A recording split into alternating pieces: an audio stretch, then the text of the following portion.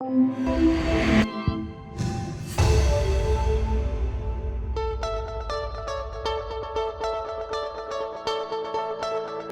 tardes a todos y todas. Bienvenidas al webinar Mujeres en el Directorio, una mirada desde el Derecho de Sociedades, organizada por la Maestría en Derecho de la Empresa. Queremos agradecerle a todos los participantes por su asistencia, así como a nuestras ponentes. A continuación voy a realizarles una presentación breve de nuestras 4 expositoras. Nuestra expositora número 1 es Carmen Boldó Roda, de España. Es doctora en Derecho Mercantil por la Universidad Jaume I de Castellón, profesora de Mercantil de la misma universidad. Nuestra expositora número 2 es Paula del Valle Talents, de España, doctora en Derecho Mercantil por la Universidad de Valencia y profesora de Derecho Mercantil de la Universidad de Valencia. Nuestra expositora número 3 es Eva Recamán, de España, doctora en Derecho con mención europea por la Universidad Complutense de Madrid y profesora de Derecho Mercantil en la misma Universidad Casa de Estudios. Y nuestra última expositora es Teresa Pareda Falcón, de Perú, es magíster en Derecho de la Empresa por la Universidad Católica del Perú. Bueno, a continuación, siguiendo la programación, le doy el pase al profesor Edison Tabra, es profesor de la maestría del curso de Derecho de Sociedades y doctor por la Universidad de Navarra. Muchas gracias, Nicole. Muchas gracias a todas y todos por estar presentes este día aquí en este webinar dedicado al estudio de la presencia de la mujer en el trabajo de los directorios. En esta ocasión, a nombre de la maestría, pues quiero agradecer a las profesoras Carmen Boldó, a la profesora Carmen Paula del Val y a la profesora Eva Recamán, que han tenido la gentileza de acompañarnos desde España y desde Luxemburgo para un poco comentarnos sobre la presencia de la mujer en el directorio. Y también a nombre de la maestría nos acompaña Teresa Pereda, quien recientemente hizo una investigación sobre las cuotas de género, quien también estará presentando un poco la perspectiva desde el lado peruano. Bueno, sin más preámbulos, porque en esta mañana pues y esta tarde la idea es escuchar a nuestras distinguidas expositoras, voy a dar el uso de la palabra a la primera expositora, que es la profesora Carmen Boldó, de la Universidad de Jaume I de Castellón, y a quien le agradezco mucho. Profesora, bienvenida. Bueno, buenos días, buenas tardes en España. Lo primero, como no puede ser de otra manera, es dar las gracias a la Escuela de Posgrado de la Pontificia Universidad Católica de Perú y al profesor Tagra por haberme invitado a formar parte de este webinar, y también darles la enhorabuena, ¿no?, por la iniciativa de bueno, programar un evento, aunque sea virtual, pero sobre un tema que yo creo que es de interés transversal y que es de interés en todos los países, ¿no? Yo lo que voy a intentar es hacer una pequeña introducción, porque así amplia, de las otras ponencias de la profesora Paula del Val y de la profesora Eva Recamán, que serán más técnicas. También tendremos la ocasión de escuchar cómo está la situación en Perú, ¿no?, de parte de la egresada Teresa Pereda Falcón, con lo cual yo creo que nos dará un panorama bastante completo de la situación en nuestros dos países y también en la Unión Europea. Bien, yo voy a hablar más o menos de mi intervención, como está previsto, es breve, entonces únicamente me voy a centrar en 4 puntos fundamentales. En primer lugar, en la diversidad de género en los consejos de administración en España, la situación en España, en el llamado techo de cristal, también la diversidad de género en la Unión Europea, y por último, para recapacitar un poco y incidir en las ventajas que tiene la diversidad de género en los consejos de administración o en el directorio, como se llama en Perú.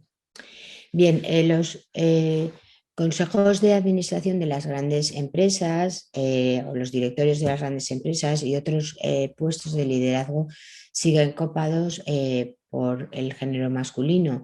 Esto es una evidencia, y también que las mujeres sufren con mayor frecuencia pues el despido, los sueldos son menores a igualdad de condiciones que los varones, Y bien, aunque realmente poco a poco ha habido un avance muy significativo en la participación de las mujeres, perdón, en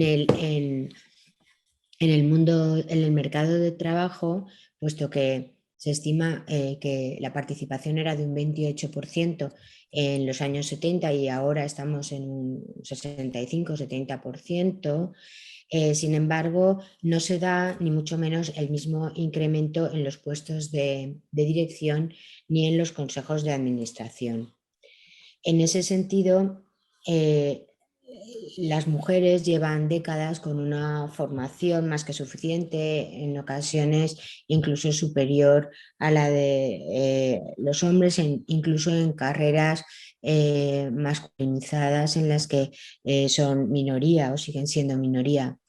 El informe de la Organización Internacional de Trabajo señala que las investigaciones ponen de manifiesto que la creciente incorporación de la mujer al mercado laboral ha sido el principal motor del crecimiento mundial y de la competitividad. Por lo tanto, las mujeres no pueden seguir infrarrepresentadas en la dirección empresarial por el hecho de ser mujeres y no pueden existir impedimentos para acceder a puestos que por su formación y por su experiencia les corresponden. Los estudios que se hacen al respecto, de carácter no solo jurídico, sino económico, dejan claro que la representación de mujeres en órganos directivos, en la dirección empresarial, es un valor añadido para las empresas. En España, pues desde 2007 se promulgó la Ley de Igualdad, que establecía una mera recomendación de aumentar el número de mujeres en los consejos de administración de las compañías. En ese sentido, se establece que las sociedades ya de cierto tamaño, obligadas a presentar cuentas de pérdidas y ganancias en una brevedad, procurarán, con este verbo, utilizando este verbo como un desideratum, procurarán incluir en su consejo de administración un número de mujeres que permita alcanzar una presencia equilibrada de mujeres y hombres en el plazo de 8 años a partir de la entrada en vigor de la ley. Desde luego, esta previsión en parte pues, se ha cumplido, se ha avanzado enormemente en la participación de la mujer en los órganos de gobierno. Eso es algo que nadie duda. En el 10º informe de Mujeres en el IBEX, que ha elaborado el IESE junto a la consultora Atrevia, dice que en 2021 la representación femenina en los consejos de administración de las empresas en el principal índice español fue del 33,94%, que es la mayor proporción de la historia. Pero lo que resulta significativo o curioso es que a la vez el número de mujeres en comités ejecutivos o de dirección de esos consejos, los órganos de poder efectivo de las compañías, apenas supone el 18,3% del total. Por lo tanto, el 95% de los presidentes de consejos, de los CEOs de las grandes empresas, siguen siendo todavía hombres en España. Esta proporción pues, no ha variado en los 2 últimos años. En 2022 se ha añadido a la lista Marta Ortega, que es la presidenta en estos momentos de Inditex, pero al contrario que su predecesor, que Pablo Isla, que era presidente ejecutivo, la empresa ha dejado muy claro que la hija del fundador de Inditex no lo va a ser y que tendrá a su lado a un consejero delegado varón. Como es bien sabido, los criterios de gobierno corporativo establecen 3 tipos de consejeros. Los ejecutivos, que tienen un cargo en la gestión, los dominicales, que tienen parte del capital o representan a quien lo tiene, y los independientes, que ni una cosa ni otra y que son propuestos por los presidentes. Pues bien, en este sentido,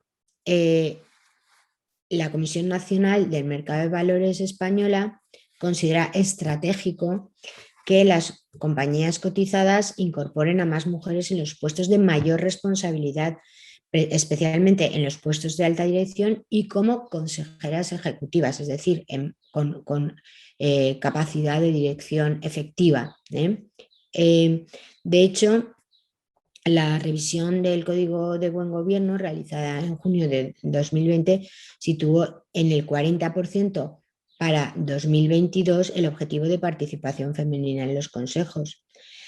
Como he dicho antes, en 2021 las 35 mayores empresas cotizadas han alcanzado casi el 34%, lo cual está bastante bien, pero lo que ocurre es que en el resto de compañías cotizadas esa proporción solo alcanza el 25,8%.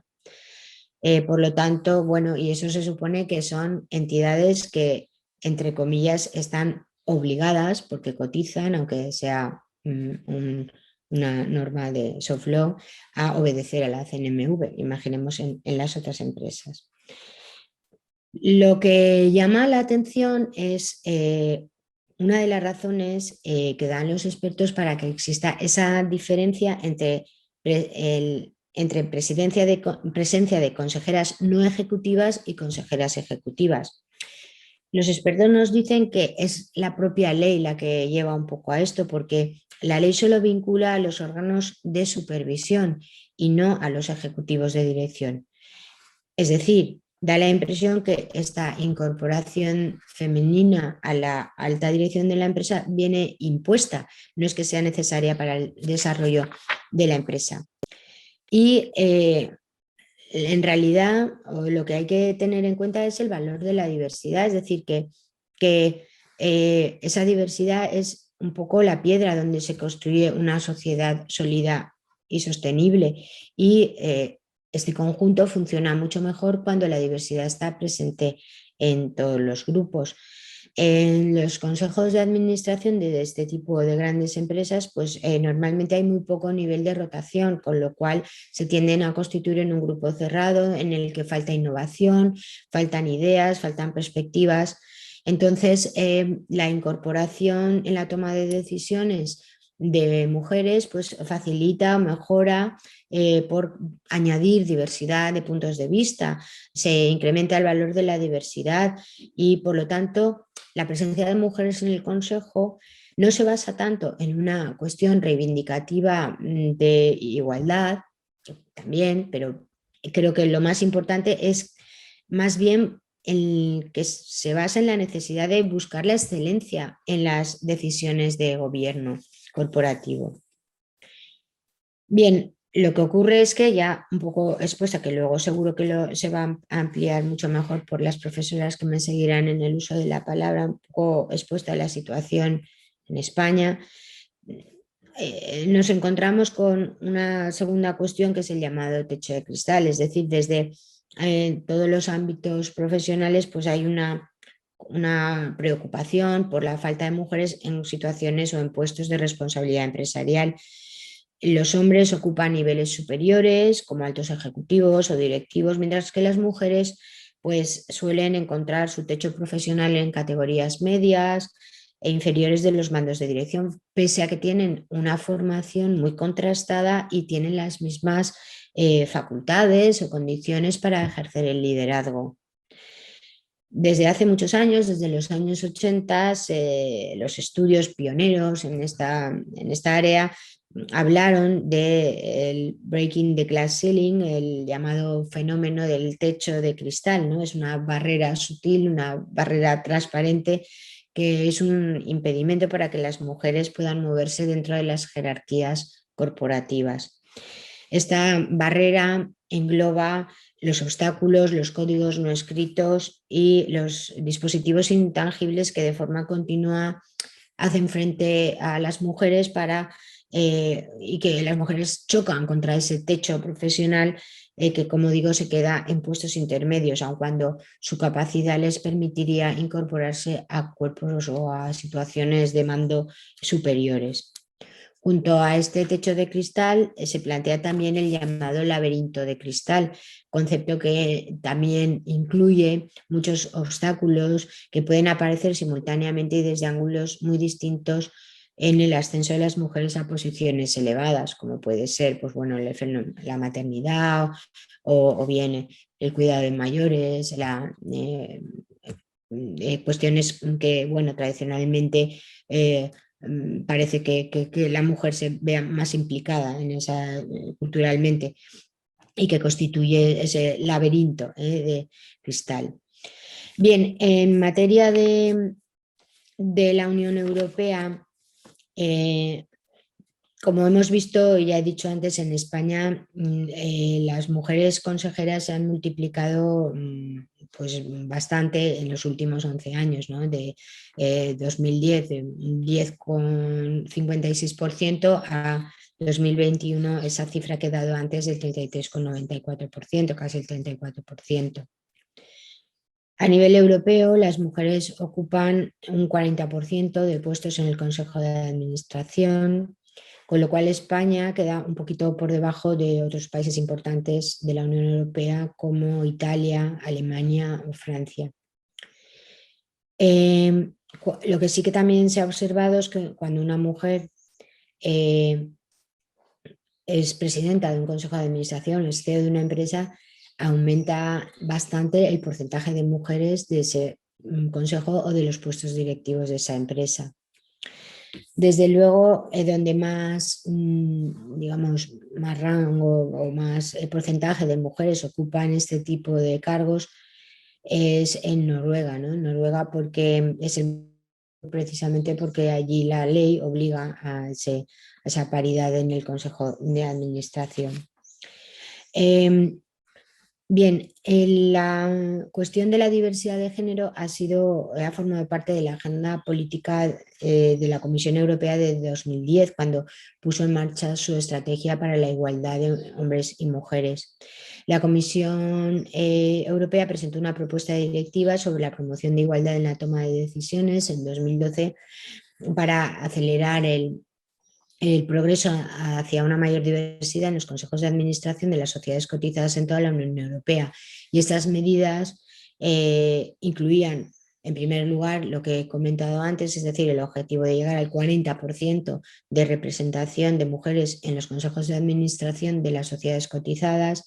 En segundo lugar, la aplicación de criterios formulados de forma neutral para el proceso de selección. Y en tercer lugar, si existe una igualdad en calificación para un determinado puesto, establecer una prioridad para una candidata mujer si esa mujer está tan calificada o cualificada, como el candidato masculino. Aunque hay bastante consenso en la Unión Europea en favor de medidas para mejorar el equilibrio de género en los consejos de administración, algunos Estados miembros creen que las medidas vinculantes no son las más oportunas para perseguir este objetivo. De manera que, bueno, pues estamos todavía ahí un poco en ese impasse, ¿no? por la diversidad de criterios sobre esta cuestión. Como digo, la Comisión Europea pues, considera este asunto una prioridad, por lo que ha pasado de discretas recomendaciones a los países para que regulen el tema y tomen medidas a un planteamiento, digamos, como un poco más agresivo, por decirlo de una manera, o más vinculante, ¿no? Porque incluso según la Comisión, los Estados miembros deberán adoptar en caso contrario sanciones adecuadas y disuasorias para las empresas que no cumplan los términos que se establecen en el proyecto de directiva. Bien, un poco una vez digamos, planteado así muy genéricamente el panorama tanto en España como en la Unión Europea. Yo antes he hecho referencia a que el tema de la presencia de las mujeres en los órganos de dirección y también en los consejos de administración, por supuesto, de las empresas, no es solamente una cuestión de reivindicación de igualdad, sino que también pienso que es algo que es favorable, es beneficioso para la propia calidad y excelencia de la dirección empresarial. En ese sentido, pues las ventajas que traería serían, en primer lugar, que la diversidad se basaría un poco en combinar el estilo clásico de dirección masculina, que quizá está más basado en la autoridad y en la estrategia, con las habilidades interpersonales, ¿no?, que en teoría deben aportar las mujeres y que cada vez las empresas demandan más para perfiles directivos. En segundo lugar, también las empresas que se sujetan a los planes de igualdad y también al artículo 75 de la Ley de Igualdad, al que antes he hecho referencia, pues van presentando menos riesgo empresarial que el resto. En tercer lugar, el incremento de la reputación corporativa, que es uno de los objetivos más perseguidos por todas las empresas. Según se establece en un estudio de Pricewaterhouse, las empresas con un mayor porcentaje de mujeres en comités ejecutivos tienen un 41% más de rentabilidad y un 56% más de margen de beneficios.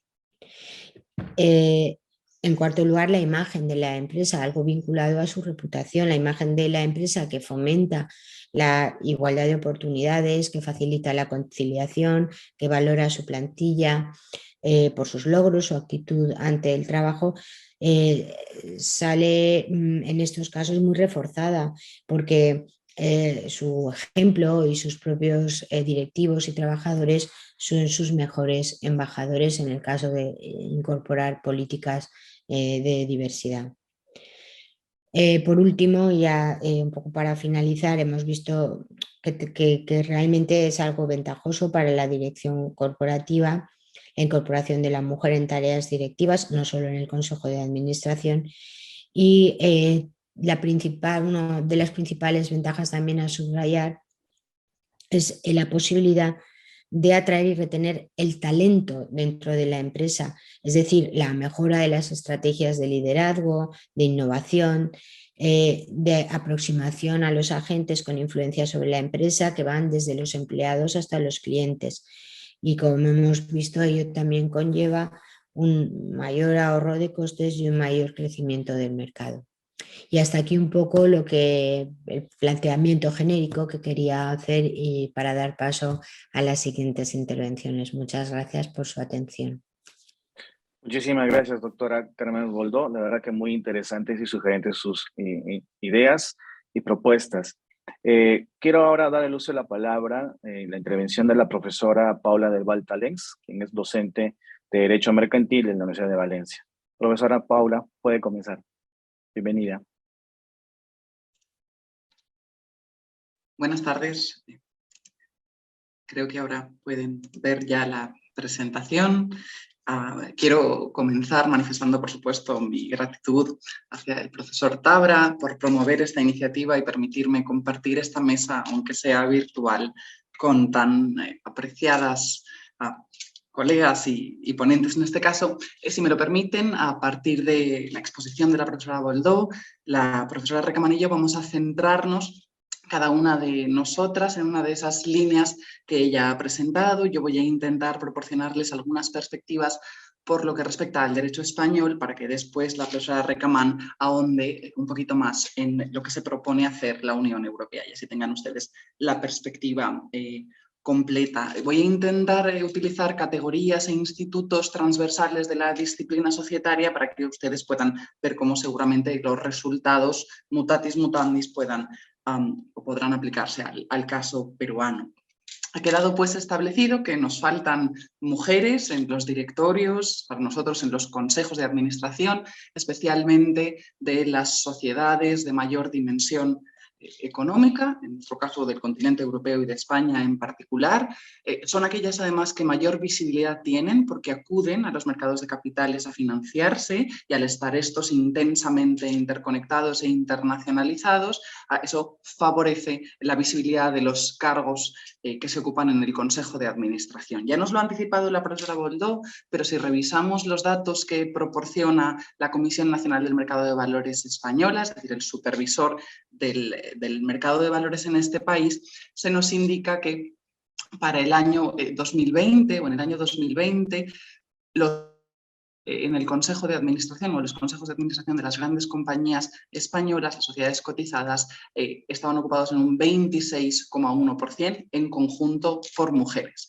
Pero según se nos ha indicado, de todos esos puestos, los de carácter gerencial, de alta dirección, los que en España llamamos ejecutivos, los ostentaban solo en un 5%. En concreto, hay en las compañías cotizadas españolas 3 consejeras delegadas, cuales a mi modo de ver, me permito decir una cifra ridícula, por oposición a, como ustedes ven, un 39 de consejeras independientes, es decir, de mujeres que ostentan funciones de supervisión como externas dentro del órgano. Y, aunque es cierto que la cifra se incrementa, tan solo 9 presidentas, la mayoría de ellas efectivamente con funciones no ejecutivas.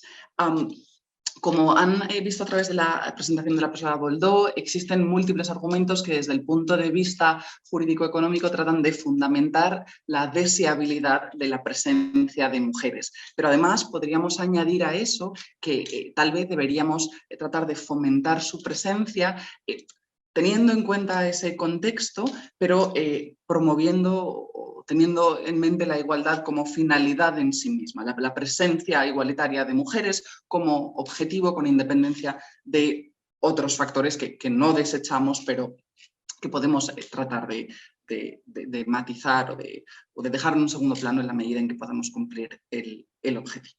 En todo caso, en la presentación de hoy me gustaría tan solo centrarme en unos pocos de los mecanismos que el derecho de sociedades conoce para tratar de favorecer la presencia de mujeres. Creo que en todo caso el debate gira en torno a lo que vamos a denominar cuotas y pequeños mecanismos que completan un sistema de cuotas. Las cuotas normalmente se acompañan de un sistema de enforcement, es decir, de garantía efectiva, cumplimiento efectivo de esas normas. Y me gustaría comentarles después lo que conocemos comúnmente como excepciones o que en España en realidad son causas o circunstancias que aducen nuestras compañías cotizadas para explicar por qué no alcanzan los objetivos de representación femenina, por ser el sexo menos representado, en los términos que ahora les explicaré. Vamos a comenzar por la cuota o por el concepto de cuota. Si resumimos muy brevemente el concepto de cuota que se va gestando en la literatura continental europea, o así me lo parece, una cuota o una norma de cuota sería cualquier disposición que obliga a un directorio, si quieren a un consejo de administración, a considerar el sexo de la persona que va a ocupar una posible vacante. Entonces, múltiples normas, y no solo aquellas que fijan un objetivo fijo de forma cuantitativa, serían una cuota. En particular, creo que nos interesan hoy dos formas de clasificar las cuotas, dos criterios de clasificación. Fijémonos en las cuotas según su origen y según su contenido. Según su origen, seguramente podamos distinguir entre cuotas de origen y paranormativo. En el primer caso te impone la ley, en el segundo caso es la propia compañía la que se dota de un compromiso a través de sus órganos, y en tercer lugar encontraríamos un sistema híbrido o intermedio en el que el origen de la cuota es lo que me gusta denominar paranormativo, en un instrumento de soft law, es decir, alguna institución con potestad para ello dicta una recomendación que la sociedad puede seguir o explicar por qué circunstancias se aparta de esa recomendación. Pero además podemos entender la cuota por su contenido. Es posible que el contenido de la cuota sea preceptivo, que se fije, por ejemplo, un porcentaje a alcanzar en un plazo determinado, o sea de carácter convencional, es decir, que el número de mujeres que van a componer idealmente, digo mujeres en todo caso porque es siempre el sexo menor representado, que van a componer idealmente ese directorio, lo fija voluntariamente la propia compañía. Eso se denomina en la literatura una flexicuota, para que la compañía tiene flexibilidad para establecerlo. Si nos fijamos en cómo aborda esencialmente el problema de las cuotas el derecho español en este momento, curiosamente, desde el año 2014, en el artículo 529 bis, apartado segundo de nuestra Ley de Sociedades de Capital, se establece un deber de nuestro Consejo de Administración, del directorio, de velar porque las designaciones en el Consejo de Administración carezcan de sesgos implícitos y favorezcan el nombramiento de consejeras. Esta es una norma singular porque está redactada de forma programática. Hay otros preceptos en la ley desde el año 2014 que tienen este mismo estilo, lo que lleva a dudar de las posibilidades de enforcement, pero además es el único deber singular que la norma, que la ley española contiene en relación con los miembros del Consejo de Administración de una sociedad cotizada. Por lo demás, los deberes de los administradores en nuestra ley están un poquito más adelante en la norma, en torno al 225 y siguientes, y ese catálogo se tiene que completar con este deber específico que solo existe en sede de cotizadas. Lo curioso es que cuando se instituye un deber de estas características, cualquier sistema de cuotas conocido en otros ordenamientos va acompañado de una especificación que en el derecho español se contiene, pero es un poco cuestionable a mi modo de ver. Fíjense, lo lógico sería que a este deber del directorio lo acompañara una política. En España, las políticas son los conjuntos de líneas estratégicas sobre cada una de las materias relevantes en el ámbito societario, que además se configuran en España como lo que conocemos como competencias indelegables del Consejo de Administración. Eso significa que el pleno del órgano se hace responsable de su diseño.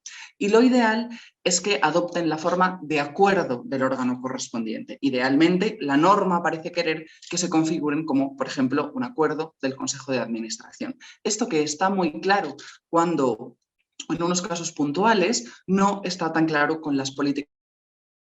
En Europa, desde el año 2017, las compañías cotizadas deben aprobar a través de su Junta General una política de remuneraciones. Y esa política de remuneraciones adopta la forma de acuerdo aprobado por la Junta General.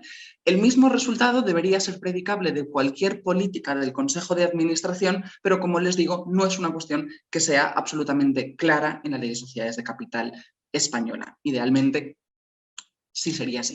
Seguramente los autores españoles me dirían inmediatamente que las políticas constituyen un catálogo abierto, que son discrecionales, que aprobar una u otra es potestativo y que nada impide que exista efectivamente una política de representación femenina por la que se fije un objetivo más preciso para cumplir con ese deber del directorio.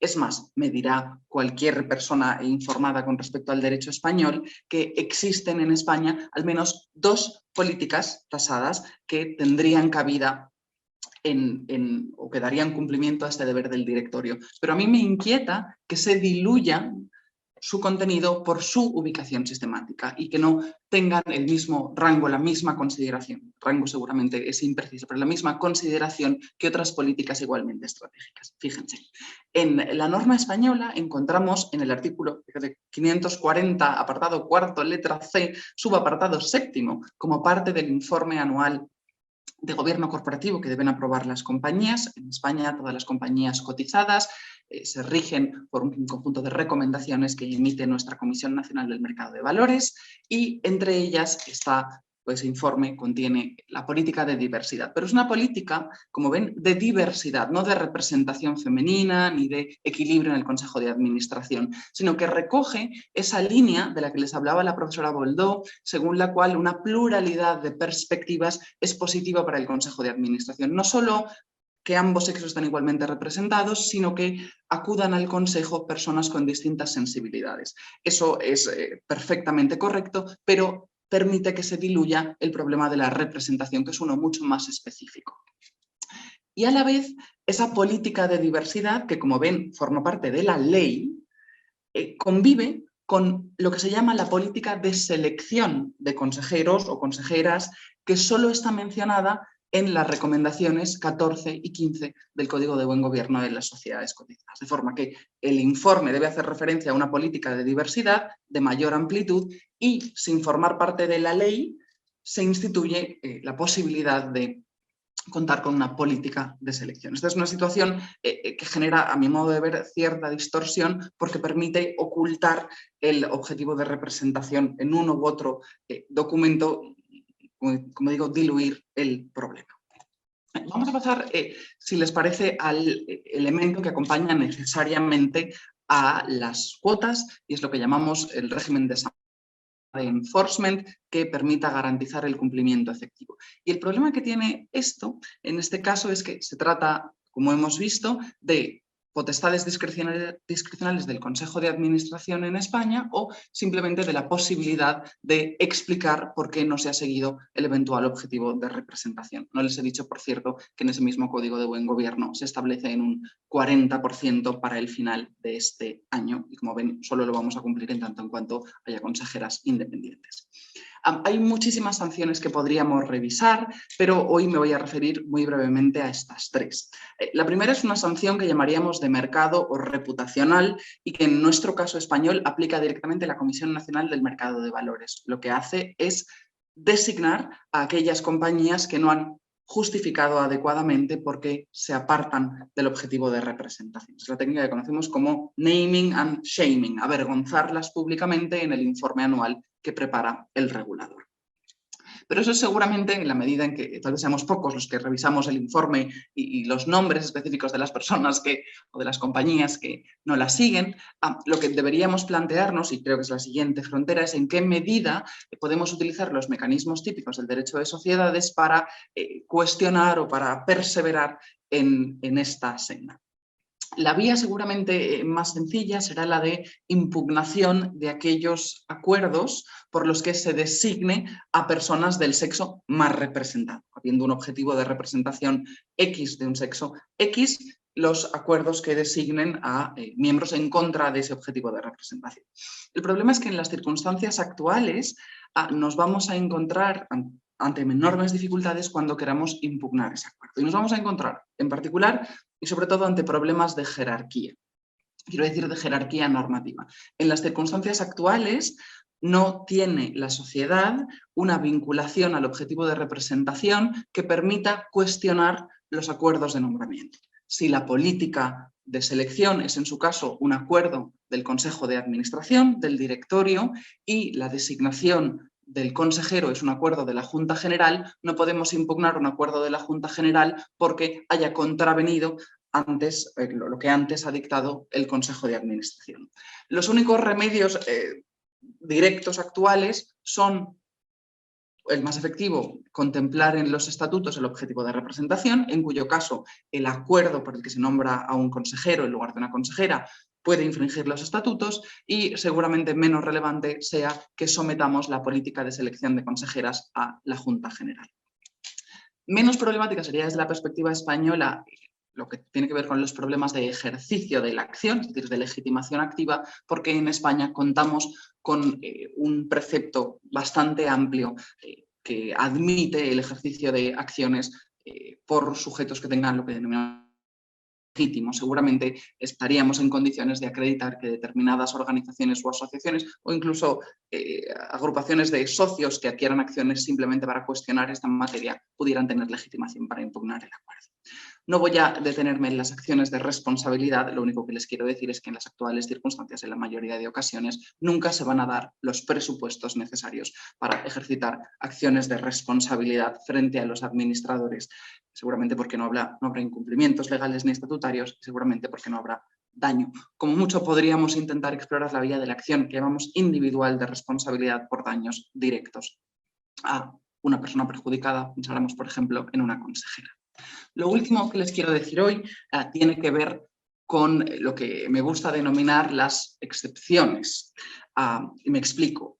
Otros ordenamientos europeos, seguramente que hayan avanzado más en el problema, se preocupan mucho de que un sistema de cuotas contenga excepciones o circunstancias de flexibilización, es decir, que la compañía en determinadas circunstancias pueda designar a un hombre en lugar de una mujer pese al objetivo de representación sin que el nombramiento se vea invalidado de ninguna forma. En España no nos encontramos todavía ahí, sino que a mi humilde modo de ver estamos en un paso anterior. Ese paso anterior es uno en el que las compañías de forma reiterada aducen causas por las que se apartan del objetivo de representación que, a mi modo de ver, podríamos intentar ensayar las razones por las que se oponen a cualquier práctica de gobierno corporativo. Incluso la propia explicación, tal vez sea un poco osado lo que les estoy diciendo, incluso la propia explicación que proporcionan revelaría un cierto incumplimiento o al menos un apartamiento por parte de quien redacta ese informe anual de gobierno corporativo explicando por qué no se sigue la recomendación,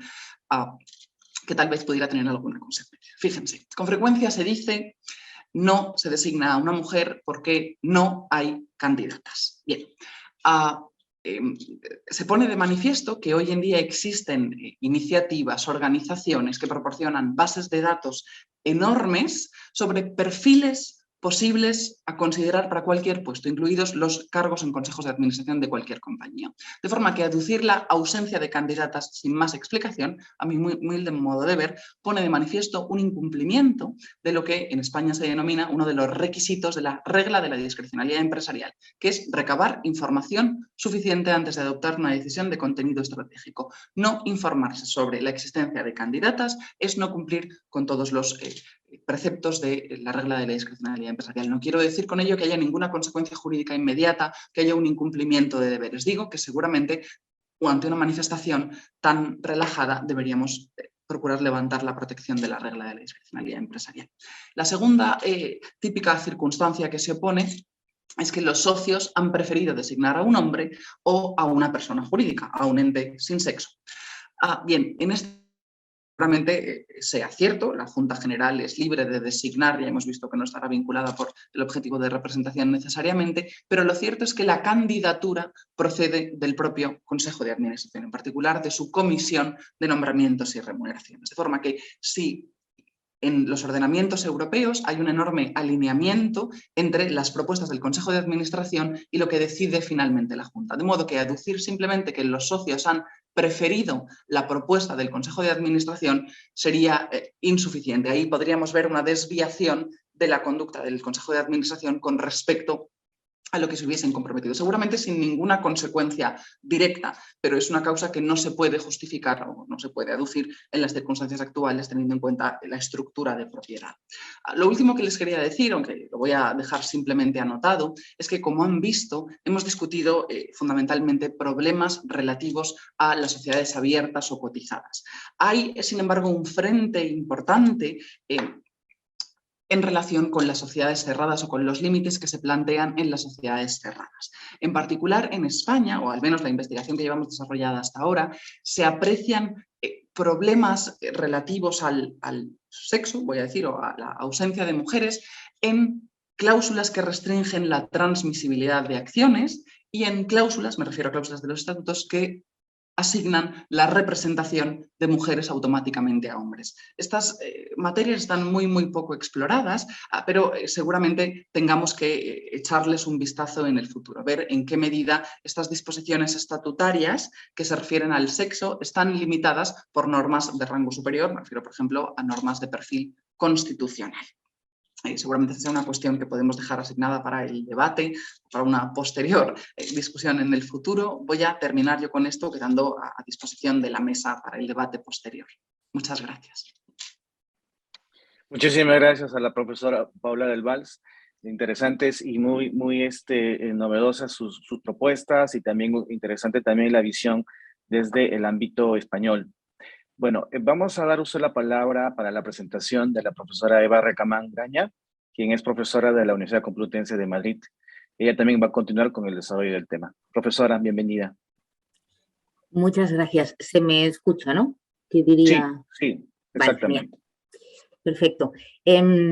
Bueno, pues en primer lugar, muchísimas gracias al profesor Tabra, pero también muchísimas gracias a la profesora del Val, que es de la mano de quien vengo yo aquí esta tarde, con lo cual, gracias a los dos, encantadísima de estar hoy aquí hablando de este tema que aunque está muy por desarrollar, a nosotras ya nos es muy querido, yo creo, por motivos quizás obvios. La presentación de mis compañeras me permite a mí obviar algunas cuestiones y me deja colocado el tema además para poder hacer quizás algunas reflexiones ulteriores o incluso, no sé, sería como muy osado, muy arrogante decir de política, mis opiniones sobre la política comunitaria, pero me deja, digamos, un poco más de libertad porque ya hay muchos temas que se han tratado previamente. Bueno, en cualquier caso, a mí me parecía interesante esta tarde empezar con algunas cifras, ¿no? Empezar con algunos datos que nos permitiera colocar un poco el contexto de qué estamos hablando. Algunas cifras que pueden resultar interesantes, como les digo ahí, tener en mente en relación a lo que a veces se llama efecto dominó o signaling o signaling, ¿no? Que por qué es importante que las consejeras de directorios o de, como decimos nosotras, consejos de administración, estén ahí cuando son tan pocas, ¿no? Y cómo transmites esa política o ese cambio de pensamiento a las aguas abajo hacia el entramado societario o empresarial de un país. Para que nos hagamos una idea, en España el número de empresas activas, los datos son algunos de los años anteriores, son de 3.300.000 y pico, ¿no?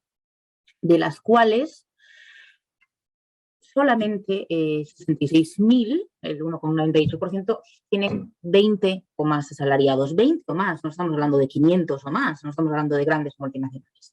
De las cuales, no conseguí la cifra exacta del 21, 2.750 pueden ser los datos incorrectos, pero las magnitudes valen igual. Serían el 0,081 total de las empresas activas, las cotizadas, que son de las que estamos hablando aquí esta tarde. De esas, ya mis compañeras han dado cifras más precisas, las que tienen presidenta, llamémosle ejecutiva o equivalente, ahí andan en torno al 5, según cómo determinemos el ámbito subjetivo o la condición subjetiva de esa presidenta, de esa consejera ejecutiva. Da un poco igual, porque estamos hablando de unas cifras tan bajas que no importa, ¿no? Yo no sé si voy a ser capaz de hacer lo que quiero hacer, técnicamente hablando. Digo, voy a probar a ver si funciona. ¿Ustedes ven ahora mi navegador? Sí. Sí. ¿Qué pasa si son tan poquitas? Que lo que pasa, en cualquier caso, es que esas poquitas personas, resulta que si cogemos como ejemplo Telefónica España, o el grupo de telecomunicaciones español, son responsables solamente Telefónica España del 1,3% de nuestro PIB. 16.736 millones de euros en España, ¿no? Esta cifra no es oficial, lo saco de aquí, creo que no quiero permitir lo que esté pasando aquí. España aporta al fisco español 3.480 millones, perdón, Telefónica, durante el 2021, dice en su informe de gestión consolidado. Esta gente controla muchísimo dinero del país, a pesar de que son muy pocas las personas, ¿no? Entonces, este mismo grupo que aporta a nuestro país el 1,3% del total del PIB, si esas cifras, como les digo, no son de estadísticas, son de la prensa, pero tomémoslas por buenas, son este consejo de administración, que me podéis así darle a la cabeza y confirmarme que se está viendo el navegador, ¿no? El consejo de administración de Telefónica, si lo estáis viendo, es este, que son todos estos señores que ustedes van a ver aquí. Los podemos ver por aquí adelante. Aquí abajo, cuando bajamos a la tercera fila, empezamos a ver a alguna señora. Esta. Todas ellas con currículum, por cierto, impresionantes, si uno los abre. Son estas 5 mujeres de aquí. Todas ellas consejeras independientes. Si vemos además las fechas de los nombramientos, vemos que aparece la primera de ellas en 2017, mientras que aquí el presidente ejecutivo lleva desde el 2006, si estas cifras, que son de la página de Telefónica, son correctas. El consejero ejecutivo lleva desde el 2006, este consejero dominical, ciertamente, 1994, 2007, 2016, 2017, 2006, la primera mujer aparece en 2017 de las que están aquí. Pudiera ser que hubiera otras que ya no estuvieran, ¿no? Que hubieran estado nombradas anteriormente. 2019, 21, 19. Y son, sin embargo, el 29% del Consejo, si hacemos las cuentas. Entonces, si viéramos el papel y nos dijeran que el Consejo de Administración de Telefónica España tiene el 30% de consejeras, digamos, estamos bien, tampoco son tan pocas. Pero si entráramos en esa habitación, la sensación que tendríamos es que, como bien decía la profesora Boldó, el pensamiento, la masa crítica de la habitación, la está conformando fundamentalmente estos señores que vemos por aquí, ¿no? Claro. Esa es la masa crítica de la que nos hablaba la profesora Boldó. Vuelvo a mi presentación, a mi PowerPoint. Si en algún momento estas cosas técnicas hacen que algo no funcione, por favor, háganmelo saber. Bueno, en ese orden de cosas, como decía la profesora Boldó, la Comisión Europea o la Unión Europea decide que este es un tema importante del que tiene que ocuparse, ¿no? Y Otras cifras interesantes a tener en mente son precisamente esas que la Comisión Europea nos da en un informe que le llaman Gender Equality Strategy, Striving for a Union of Equality, en marzo de 2020, en el que nos dicen cosas que son como de ciencia ficción, ¿no? Que el 55% de las mujeres europeas será acosada sexualmente en algún momento de su vida, eso es como de locos, pero bueno, que que ganan el 16% menos que los hombres y que solo son el 8% de los CEOs en Europa, con lo cual la Unión Europea, como bien nos decía la profesora Boldó, pues sabe que hay necesidad de impulsar estas políticas, ¿no? Bien, en ese orden de cosas, el mecanismo que utiliza la Unión Europea para impulsar estas políticas de igualdad va a ser el recurso a una directiva, o se pretende que sea, que fuera el recurso a una directiva, ¿no? Que es, como ustedes quizás sepan, uno de los instrumentos jurídicos que tiene la Unión Europea para armonizar la regulación de los Estados miembros, de los distintos países, ¿no? Entonces, la directiva, digamos que funciona estableciendo unos parámetros básicos, unos a veces objetivos, a veces finalidades, a veces como mandatos legislativos, y le deja a los Estados miembros, España, Francia, Italia, Alemania, que establezcan la norma concreta con la cual se alcanzará ese objetivo o esa finalidad. Tiene la Unión Europea otros mecanismos, el reglamento que permite, por ejemplo, imponer normas directas, de aplicación directa, pero decide que en lo que la Unión Europea llama el principio de subsidiariedad, decide pues permitir que sean los propios estados los que desarrollen esas regulaciones, ¿no? Eso tiene una parte buena, como ustedes se darán cuenta, y una mala. La buena es que permite que los distintos países vayan decidiendo poco a poco cómo van contemporizando el progreso, la regulación, el progreso legislativo. Tiene de parte mala que a veces pueda resultar el texto de la directiva vago, impreciso o más difícil de imponer, ¿no? Bien, en cualquier caso, con la directiva en la cabeza, el marco legal, el marco básico que sirve de fundamento normativo para el desarrollo de la directiva está en el Tratado de Funcionamiento de la Unión Europea, que nos dice, por una parte, en su artículo 8, que en todas las acciones la Unión fijará como objetivo eliminar las desigualdades, a eso le llaman, ¿no?, el principio de igualdad formal de trato, y después en el 157 habla, en el 3, de garantizar la aplicación de ese principio en asuntos de empleo y ocupación, incluido el de la igualdad en la retribución, y en el 157.4 habla de que se puedan establecer, de que ese principio de igualdad que tenemos ahí en el artículo 8 no debe impedir que se adopten medidas que supongan ventajas a favor del sexo menos representado. Porque, les adelanto ya, creo que lo tengo en una diapositiva más adelante, resulta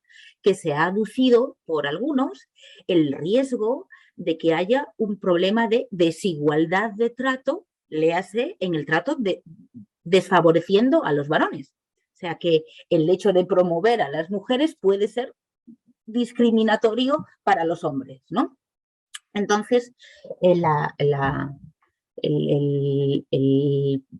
tratado nos permite establecer medidas que favorezcan a un grupo, estrategias de acción positiva, que le llamaremos, ¿no? Esos son los mimbres básicos, digamos, que servirían como fundamento, como principios normativos para fundamentar una directiva.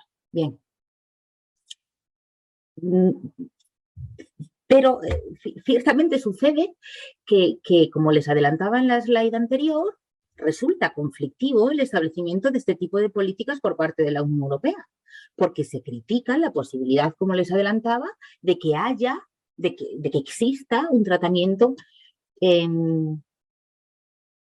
desventajoso, discriminatorio hacia el grupo desfavorecido por la acción positiva. Hablando en plata, como decimos en España, que se discriminara a los hombres por elegir mujeres, ¿no? Y entonces el Tribunal de Justicia ha tenido, cierto es, en casos relativos a relaciones laborales, sino a relaciones de, llamémosle, orgánicas o de nombramientos en el directorio, en nuestro Consejo de Administración.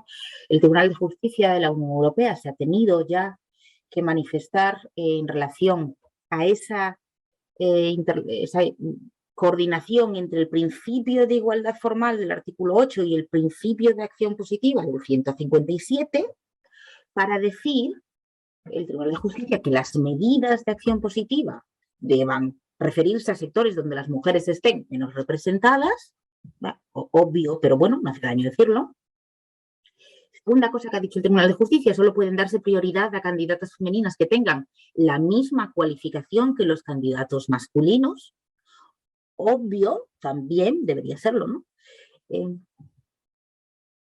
Pero quizás incluso, no voy a decir pernicioso, pero como que haya que decirlo, parece que sugiera que el problema fuera a ser que se fueran a promover mujeres infracualificadas, lo cual, como bien nos han apuntado las profesoras Moldó y del Val antes, no parece que sea el problema que estamos teniendo, el de ausencia de mujeres cualificadas que vayan a ocupar puestos que no les corresponden. Plantea en cualquier caso un problema, ¿no? Que es el del control que yo he llamado aquí equivalencia meritocrática, que es que según vamos subiendo en la escala, es muy difícil decidir que tengan perfiles equivalentes. Es muy fácil, si Paula y yo hemos acabado el bachiller y las dos tenemos la misma nota en el bachiller y es lo único que tenemos para comparar, es muy fácil que comparemos cuál es mejor. Si ella tiene un 10 y yo tengo un 5, ella será mejor que yo. Pero claro, cuando llegamos a puestos de gestión de los que estamos hablando, comparar el máster en Harvard con el máster en Stanford, los 7 años de experiencia en Price o los 12 en Deloitte, pues claro, son difícilmente comparables.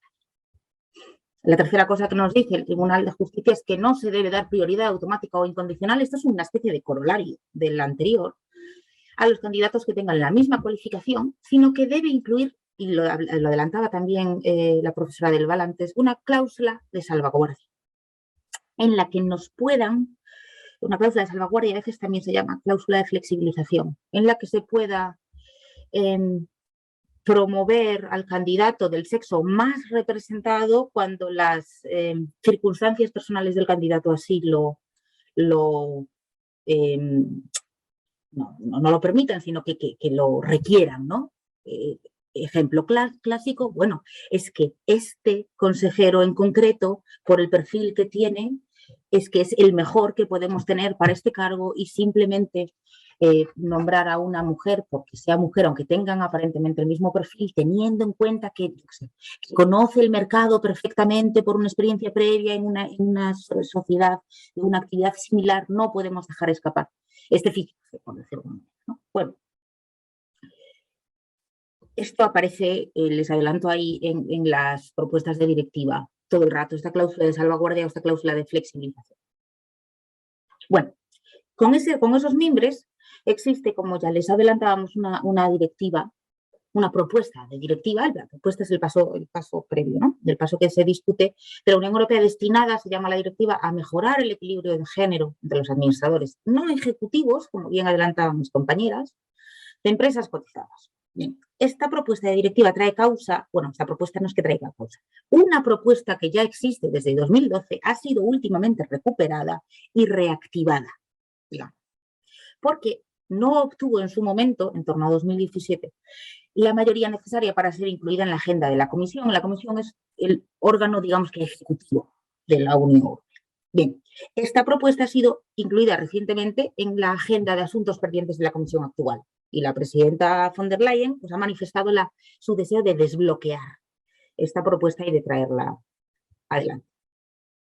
Bien, a mí los ojitos estos que verán ustedes aquí, del fundamento en la exposición de motivos de la propuesta, me disgusta un poco que insiste todo el rato en la perspectiva utilitarista, digo utilitarista en el buen sentido de la palabra, ¿no? Que nos explicaba también la profesora Moldó, que la de la ineficiencia conectada a la pérdida de competitividad de las grandes empresas europeas. Sí, es cierto.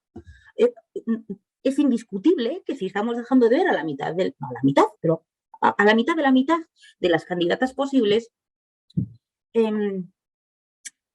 estamos dejando de atraer perfiles que podrían hacer más eficiente esa empresa, ¿no? ¿Cuál es el riesgo que tiene el que la directiva se apoye constantemente en ese argumento, solamente en ese argumento? El riesgo de que nos digan los accionistas, si yo pierdo rentabilidad, es mi problema. Usted no venga a decirme si yo quiero que mi empresa sea menos eficiente, porque yo elijo a quien me da la gana, que la propiedad privada es lo que tiene. Ese argumento económico, que es cierto, de utilidad casi que institucional, debe como mínimo complementarse, como decían mis compañeras, con un efecto de señalización positivo que hablaba la profesora Botó. Decía que esto se transmita aguas abajo y que llegue a un sitio que no estamos viendo, que es el de todas las sociedades que no son cotizadas, ¿no? Bueno, con esa perspectiva ya el resto de cuestiones que les nombraré muy brevemente son casi técnicas. La propuesta fija la meta del 40% de miembros, digamos, no ejecutivas, a miembros no ejecutivas, o el 33% en el caso de que se incluya a los ejecutivos, fija como horizonte en este nuevo impulso legislativo el 2027. La limitación a los no ejecutivos busca evitarse el problema de que nos discutan una excesiva injerencia en la libertad empresarial y en el derecho a la propiedad privada. Vale, es como un terreno intermedio, ¿no? Forzamos a las grandes empresas a incluir consejeras, las forzamos, pero no incluimos el ámbito puramente gestorio porque eso ya forma parte del núcleo duro de la actividad de la sociedad. La propuesta de directiva sigue hablando de empresas cotizadas en bolsa, no se aplica a las pequeñas y medianas empresas, a pesar de que el Parlamento de la Unión Europea se manifestó a favor de una extensión como mínimo a las no cotizadas, llamémosle abiertas o públicas o como queramos decirle, así como el establecimiento de incentivos positivos para el caso de las pymes.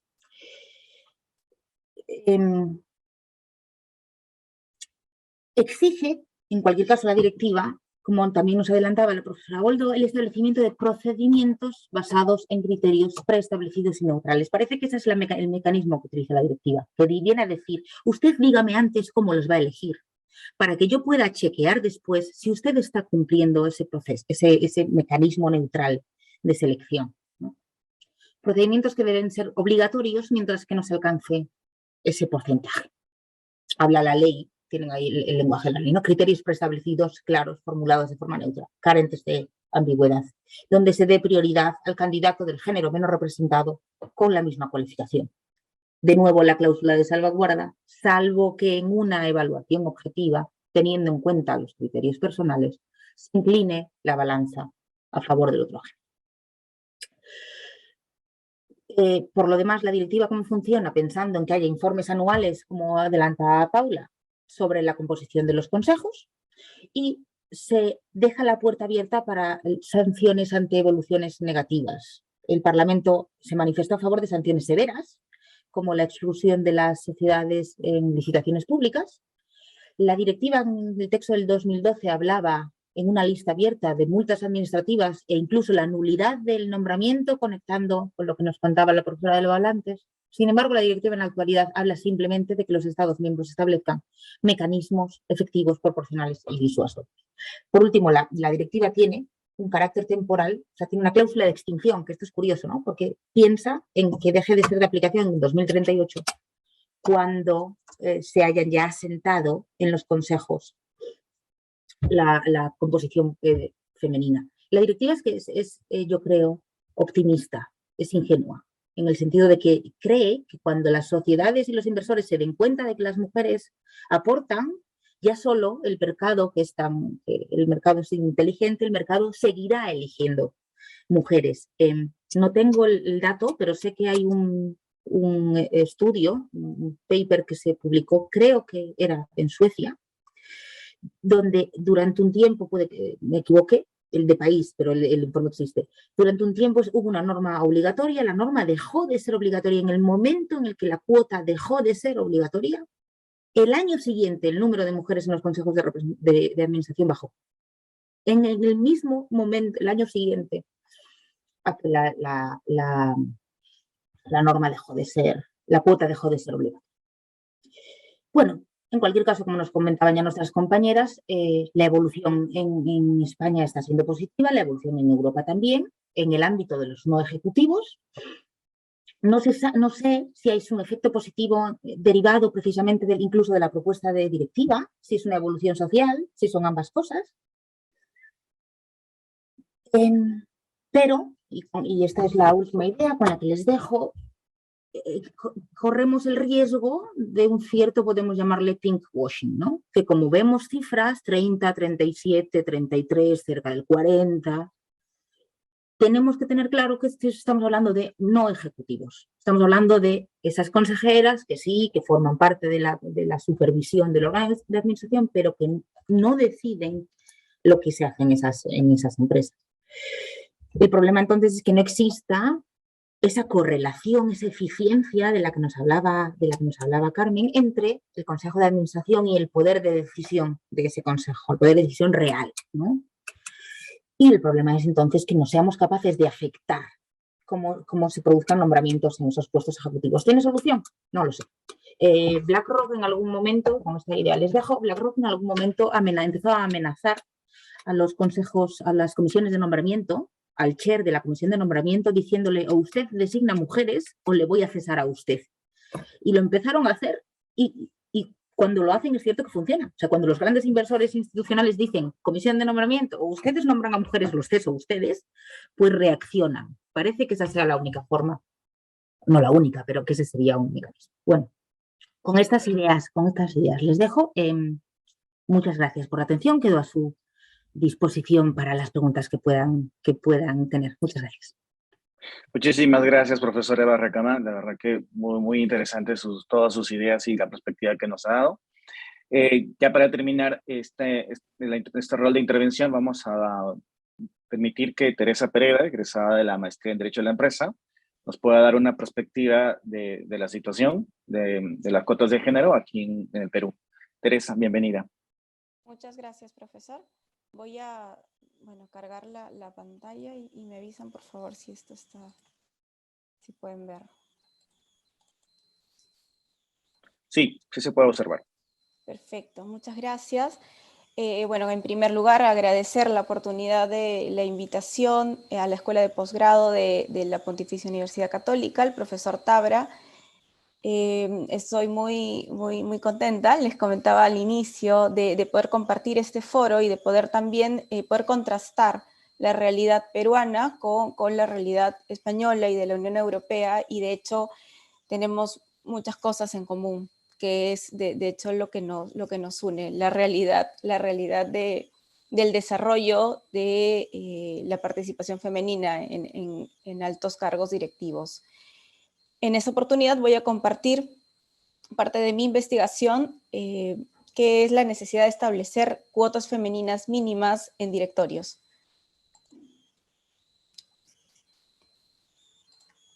¿Por qué es importante el aporte de una mujer en el gobierno de una empresa privada? Tenemos larga data, tenemos antecedentes históricos y sociales que respaldan el que querramos impulsar una participación más activa y más notoria de la mujer en cargos directivos. La mujer, históricamente hablando, y más en un país como el nuestro, se ha visto desplazada hacia labores que no le han permitido alcanzar estos puestos o en todo caso ser elegible para estos puestos. Sin embargo, en el transcurso de los últimos tiempos, de las últimas décadas, lo que vemos es que no solo se trata, o no solo buscamos una reivindicación numérica, que era más o menos de lo que se hablaba hace un momento, sino también de resaltar las características y cualidades femeninas que van a aportar a la diversidad del directorio y por ende a producir mayores logros y mejores logros en la toma de decisiones de las empresas o de la empresa privada. Yendo al caso particular peruano y hablando desde el punto de vista legal, en el Perú no existen todavía antecedentes que nos permitan hablar de cuotas femeninas en el derecho societario. El legislador no contempló en su momento la figura de cuotas femeninas o la necesidad de hacer una diferenciación en este aspecto. De hecho, si vamos un poco más allá y tratamos de revisar el por qué es que este legislador de la Ley General de Sociedades no contempló estas situaciones, nos podemos encontrar en dos posiciones, ¿no? Probablemente no consideró que fuera necesario incluir cuotas de género a partir de que no se ve la necesidad o de ver el que está implícito en el supuesto, la participación equitativa de ambos géneros. No se hace ninguna distinción en la norma. Y bueno, también podría haber pensado que establecer cuotas de género podría traer más bien una limitante de voluntad, es decir, poner un porcentaje mucho más bajo a lo que probablemente podría estarse desarrollando de manera natural. Y la otra posibilidad es que al legislador se le olvidó incluir cuotas en la Ley General de Sociedades. Este olvido, más allá de ser algo que nosotros podamos realmente comprobar, es que suponemos que no entró siquiera al análisis a hacer esta distinción.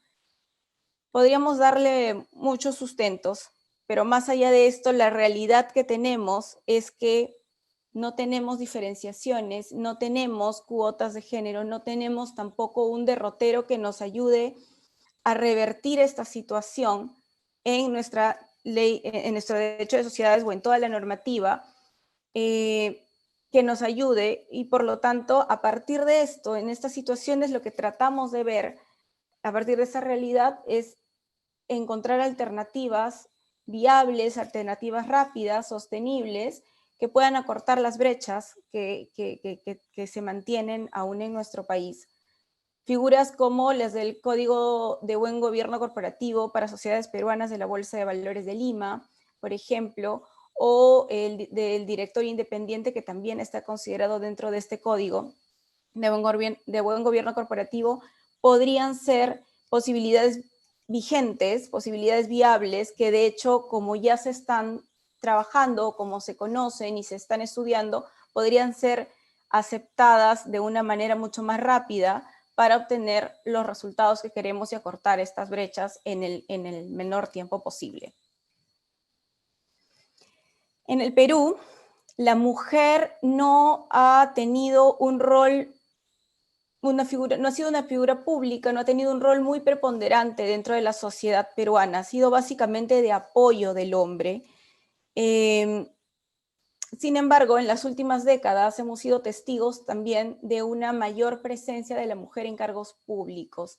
Es importante para nosotros distinguir que sí ha habido un cambio en el sector público, porque es el Estado el que a través de normativa ha permitido que estos espacios crezcan y que las mujeres tengan mayor visibilidad, tanto en instituciones, bueno, los cambios han sido estructurales o tratan de ser estructurales en las instituciones públicas, tanto en instituciones públicas como en política, en representación política. Este es de hecho, el ejemplo más claro, el de cuota de género en el sistema electoral peruano, es el ejemplo más claro de que a través de los últimos años hemos podido ver de manera más natural la presencia femenina y el aporte que puede tener la mujer en altos cargos políticos. Y luego hay otras iniciativas que se han ido, a partir del Estado peruano, se han ido promoviendo, como el Decreto Supremo 008, que es una política nacional de igualdad de género, en donde se tratan de desarrollar comisiones para trabajar equidad, de igualdad, de oportunidades. La ley 30709, la ley que prohíbe la discriminación remunerativa entre hombres y mujeres, el decreto supremo 008-2016, que es un decreto que aprueba el Plan Nacional contra la Violencia de Género. Sin embargo, todas estas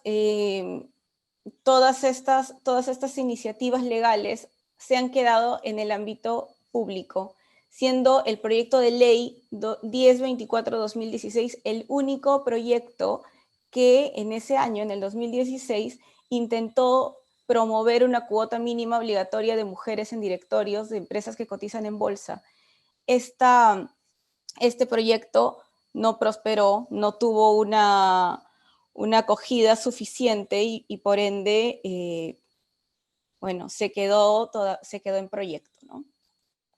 Es importante también saber cómo estamos en el país, qué cifras tenemos para hacer más o menos el contraste de lo que veíamos hace unos momentos con las anteriores expositoras, porque a partir de esto vamos a tener una idea mucho más de impacto, digamos, vamos a tener la certeza de cuán necesarios son los cambios que tendríamos que hacer.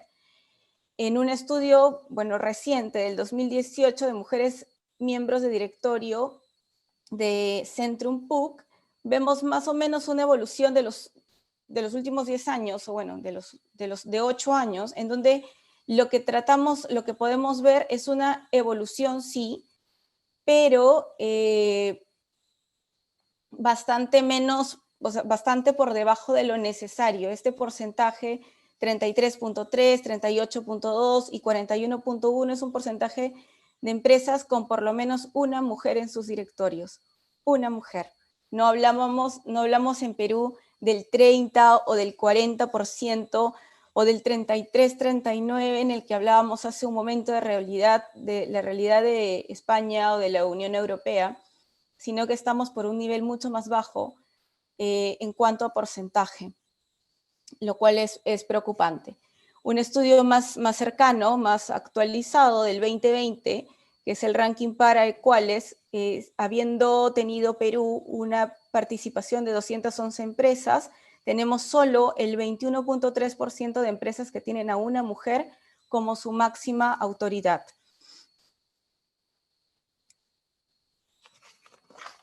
En Latinoamérica, para también tener una perspectiva un poco del vecindario, de cómo estamos en la región, tenemos datos bastante similares.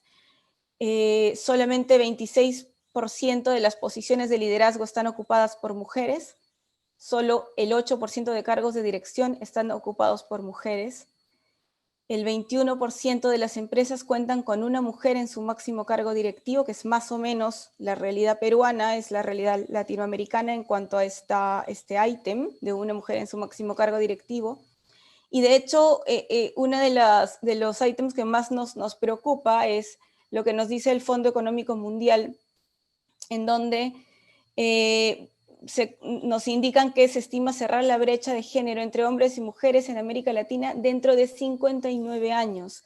Para hacer la proyección más o menos palpable, en el 2081 tendríamos algo parecido a una equidad en cuanto a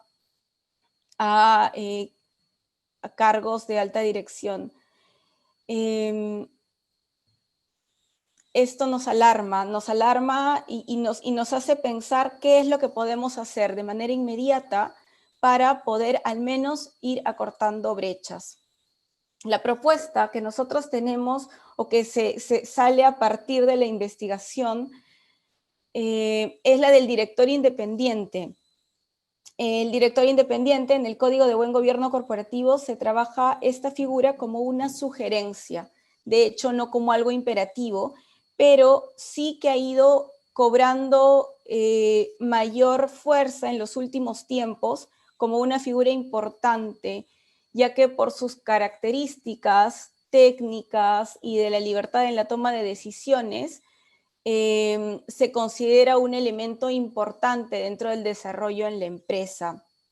Lo que estaríamos considerando acá es que todos los directorios tengan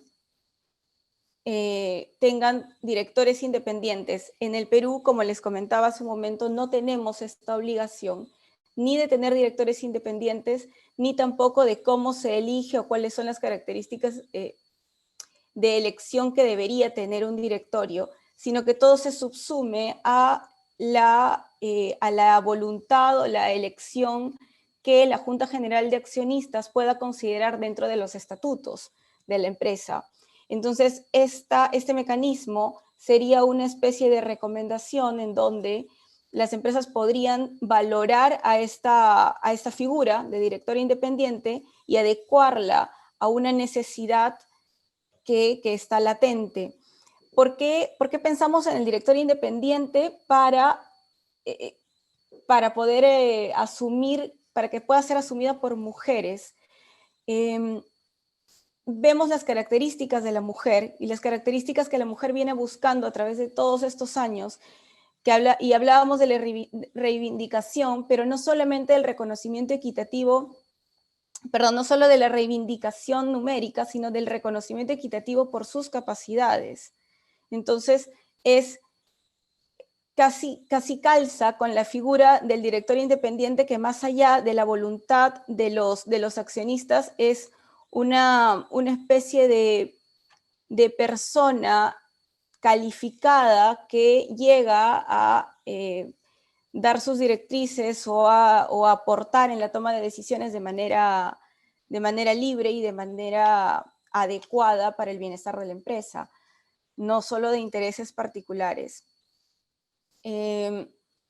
Creemos también que debido a al estudio actual que tenemos en el país y al estar dentro de foros actuales también, tenemos directores independientes o la figura del director independiente se está aceptando de manera más común como algo positivo, y tendríamos esta figura como una alternativa inmediata antes de o mientras se trata de estudiar todavía en un país en el que estamos con la normativa en este aspecto todavía un poco apagada o un poco en vías de desarrollo, mientras se siguen estudiando las cuotas de género a partir del Estado, ¿no? De un Estado que puede suponer evaluar, ayudar y presionar tal vez a la empresa privada para que exista mayor presencia femenina, con todos los aportes que nosotros hemos estado conversando en este espacio. Tenemos las conclusiones. Es que, bueno, para empezar, después de haber visto y revisado los datos que tenemos, es necesario contar con mecanismos que nos permitan reducir la brecha de género existente en directorios. En Perú no tenemos la legislación, no nos ayuda por ahora, pero necesitamos contar de alguna manera objetiva con mujeres en directorios o cargos de decisión, y es por esto que presentamos las figuras alternativas que podría ayudarnos. El anteproyecto de la Ley General de Sociedades podría ser una plataforma adecuada para introducir figuras como la del director independiente, en donde se puedan desarrollar no solamente las indicaciones o las recomendaciones de la norma, sino tal vez también cantidades específicas o momentos de elección, ¿no? Y bueno, el director independiente sería el mecanismo más rápido en nuestra realidad y eficaz para cortar la brecha mientras se desarrolla y evalúa en Perú la figura de la cuota de género. Eso es todo. Yo creo que habría mucho más por decir, pero es necesario también que podamos centrarnos en lo que nos hace falta avanzar e ir paso a paso viendo de qué manera podemos reconducir o ir conduciendo en nuestro país esta situación que hace falta prestar atención, que hace falta tener este tipo de foros, que hace falta desarrollar con mayor dedicación. Muchas gracias. Muchísimas gracias, Teresa, por presentar los resultados de tu investigación. Bueno, antes de terminar este webinar, muy interesante, la verdad, todas las ideas que hemos recibido el día de hoy y que de verdad que marcan el inicio, ¿no?, de una buena línea de investigación para profundizar justamente este tema. Yo quisiera un poco plantear una pregunta en general, pero que también pueda dar el espacio para que cada una de ustedes también pueda dar alguna reflexión adicional o de repente desarrollar algún tema que quedó pendiente en su presentación. Y básicamente, digamos, la pregunta en general sería qué aspectos o qué iniciativas legales en el derecho de sociedades se podrían dar, ¿no?, para fomentar no solamente la participación de la mujer en los directorios, ¿no?, sino también de repente ya en la dirección o en el gobierno de la empresa, ¿no? Entonces, quizás en el marco de esta pregunta también pueden agregar alguna reflexión adicional o alguna idea adicional que consideren necesario, ¿no? Entonces, en el mismo orden, comenzamos con la profesora Carmen Boldó. Profesora.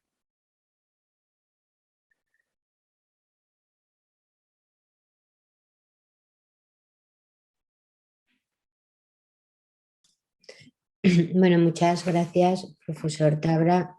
Precisamente yo creo que lo que hemos venido exponiendo esta tarde aquí, o esta mañana en hora peruana, han sido un poco los instrumentos, las medidas que desde el punto de vista de la Unión Europea, desde el punto de vista de la legislación española, se intentan precisamente para conseguir esa finalidad que usted acaba de señalar.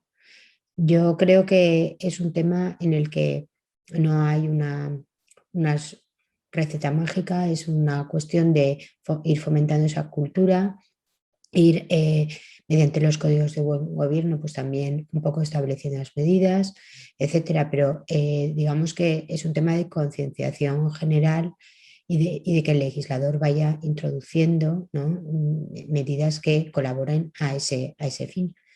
Pero que todo ello pasa también un poco por, pues, fomentar esa cultura empresarial entre nosotros. A buen seguro que mis compañeras, la profesora Del Val y la profesora Recamán aportarán más luz en este sentido. Muchas gracias, profesora Boldó. Profesora Del Val. Bueno, efectivamente me sumo a lo que afirma la profesora Boldó. Digamos, se han puesto sobre la mesa hoy todos los instrumentos que ya están en la mente o de los legisladores o de la doctrina de cada país. Si quisiéramos ampliar un poquito la perspectiva, creo que es lo que Edison nos sugería, es muy difícil, por una parte porque lo que no podemos modificar de forma incentivada siquiera es la estructura de propiedad de las compañías que la tienen, que no hay ninguna intención de modificar, pero lo que tal vez sí se ha sugerido aquí y podría ser una vía para desarrollar es que no solo deberíamos incentivar al Consejo de Administración o al directorio, tal vez la profesora Recamán ha sugerido en este sentido que seguramente debamos adoptar otra perspectiva que por otra parte es familiar a la Unión Europea y es la de tratar de activar a los inversores institucionales, por ejemplo, y a otros operadores del mercado, me refiero por ejemplo a los asesores de voto, para que induzcan ellos a su vez a los socios. Entonces, si queremos ampliar un poquito la perspectiva y no solo quedarnos en la del directorio, pues bueno, podríamos intentar modular los incentivos que hipotéticamente cambiarían la percepción, la conducta, el comportamiento de los propios socios, pero eso sería, digamos, el máximo al que podríamos aspirar. No sé qué opina la profesora Recamán. Sí, profesora Recamán. Muchísimas gracias no sé si darte las gracias por la pregunta o no, porque es una pregunta que me resulta muy complicado de responder en realidad. Yo soy relativamente pesimista, además, creo que es un tema que tiene una solución difícil por varios motivos. Primer motivo, porque como ya decía Paula, hay poco que se puede hacer en el actual estado de cosas y probablemente hay poco que se deba hacer cuando hablamos de sociedades pequeñas o de empresas pequeñas. el riesgo de intentar imponer en sociedades cerradas una injerencia que exigiera promover a mujeres en determinados casos, más allá de algo que apuntó también Paula, ¿no? Más allá de estudiar si hay algunas cláusulas estatutarias que pudieran ser inconstitucionales. Conocemos, no en España, pero conocemos, creo que no sé si Austria o Alemania, un caso de un pacto de socios en el que se había establecido una cláusula mediante la cual el heredero o la transmisión estaba limitada a un varón, y se discutió si esa cláusula era inconstitucional. Y en las sociedades cerradas, más allá de ese debate que conecta con el de la libertad de contratación, con la posibilidad de que en sociedades muy cerradas yo designe a quien buenamente me dé la gana, hablando así de manera franca. Tendríamos que en ese lado estamos como muy limitados. Y en el lado de las sociedades públicas, probablemente sea necesario dos cosas, como adelantaban mis compañeras. Una, la principal, es un cambio de mentalidad. O sea, el cambio solo se producirá cuando el que veamos habitaciones o consejos de administración llenos de señores blancos de 55 años, pues nos parezca mal, nos parezca más bien mal. Y queramos también que haya personas, en el caso de países que tengan minorías, o sea, distinta integración racial, pues personas que representen esas minorías o personas que representen una diversidad de pensamiento y en el caso más que nos trae aquí esta tarde, en el de la gran minoría que son las mujeres, que son más de la mitad de la población mundial. Bueno, como mínimo, esa es la primera. Para eso el trabajo que está haciendo, por ejemplo, Teresa aquí esta tarde es muy importante, el de señalar de que haya 21% de empresas que tengan solamente una mujer en el directorio. Pues es fundamental ese aprendizaje, ¿no? Y más allá del cambio moral o del cambio ético, probablemente en las grandes empresas lo único que podamos hacer sea motivar una inversión sostenible, llamémosle una inversión feminista por hablar rápido, ¿no? Que cuando nosotros invertimos en fondos de pensiones o que cuando invertimos en fondos de inversión nos interesemos por saber si aquellas acciones que nuestros inversores institucionales controlan tienen en cuenta las políticas de nombramiento de las sociedades en las que invierten. O sea, que yo pueda ir y poner mi dinero de mi fondo de pensiones en un fondo que me garantice, por ejemplo, que tienen en consideración si las sociedades en las que invierten tienen o no políticas, por ejemplo, como las que nos contaban, ¿no? Políticas de diversidad de género, en este caso. Igual que ya se está haciendo con cuestiones de sostenibilidad y conectadas a la ecología, ¿no? No quiero que usted invierta en mi dinero de mi fondo de pensiones en una sociedad que seguramente tenga señores en el consejo de administración. Más allá de esas mimbres está el trabajo por hacer. Las cosas las apuntaba, muchas de las cuestiones las apuntaban mis compañeras, pero está el trabajo muy para hacer, yo creo. Muchas gracias, doctora Recamán. Teresa. Sí, bueno, escuchándolas pensaba cuánto nos falta todavía a nosotros para llegar incluso a la parte en la que ustedes piensan que es un límite imposible de manipular ya, ¿no? Que es toda la parte del soporte legal que nosotros no tenemos.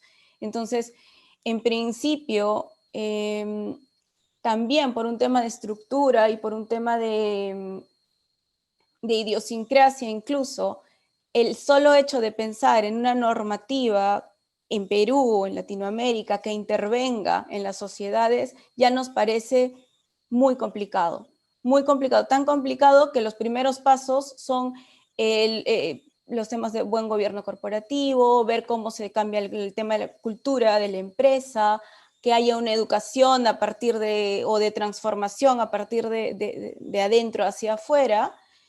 Pero, sin embargo, bueno, sabemos que los pasos a seguir como en orden son, primero, el cambio cultural, segundo, el cambio de la normativa y el apoyo o la palanca que podríamos tener a partir de esto, y en paralelo también ver, y coincido con ustedes el tema de la revisión de de los estatutos o de ver cómo están los lineamientos internos para que, desde a partir de los inversores, ¿no? Para que puedan ellos tener la posibilidad de decidir con quiénes trabajar. Y esto sí se podría hacer a través del gobierno, o sea, de la Bolsa de Valores de Lima, en este caso, porque son ellas, las empresas que comprenden, estarían involucradas también en procesos de este tipo y por la transparencia podríamos saber cómo están conformados sus directorios, ¿no? Y los porcentajes de intervención femenina. Bien, bueno, pues muchísimas gracias, Teresa. A mí la verdad que no me queda más que agradecerles a la profesora Carmen Boldó, a la profesora Paula del Vals y a la profesora Eva Racamán, junto con nuestra egresada Teresa Pereda. Han quedado varias preguntas, la verdad que luego se las haré llegar para que podamos también recibir un poco su opinión. De mi parte, muchísimas gracias. La verdad que este evento ha buscado un poco ser el punto de inicio para discutir este tema que de repente un poco ha estado en la órbita ética, en la órbita de gestión empresarial, pero que creo que también ameritaba un punto de vista más jurídico, más desde el punto de vista de derechos sociedades. Espero tenerlas en otra ocasión y la verdad que muchísimas gracias por todo. Nicole, te cedo el uso de la palabra. Y desde la Maestría en Derecho de la Empresa quisiéramos agradecerle a todos los participantes, así como a las expositoras. Muchas gracias.